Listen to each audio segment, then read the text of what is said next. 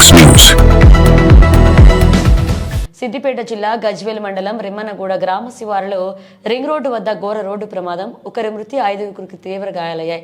జగిత్యాల డిపోకు చెందిన RTC bus Hyderabad నుండి జగిత్యాల వైపు వెళ్తున్న క్రమంలో గజ్వేల్ మండలం రిమ్మనగూడ గ్రామ సమీపంలోకి రాగానే రింగ్ రోడ్ దిగి మిడితొట్టి వైపు వెళుతున్న క్రమంలో కారు ఆర్టీసీ బస్సు ఢీకొనడంతో కారులో ప్రయాణిస్తున్న 6 మందికి తీవ్ర గాయాలు కాగా అందులో 2 పరిస్థితి విషమించడంతో చికిత్సా నిమిత్తం క్షతగాత్రులను అంబులెన్స్ లో గజ్వేల్ ప్రభుత్వ ఆసుపత్రికి తరలించగా ఆసుపత్రి చేరుకునే సమయంలో శ్రావణి అనే మహిళ మృతి చెందగా మరొక 5గురు క్షతగాత్రులను చికిత్స అందిస్తున్నారు.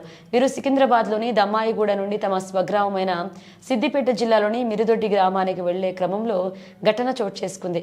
క్షతగాత్రులు అంతా ఒకే కుటుంబానికి చెందిన వారిగా గుర్తించగా పోలీసులు వారు కేసు నమోదు చేసి దర్యాప్తు చేస్తున్నారు.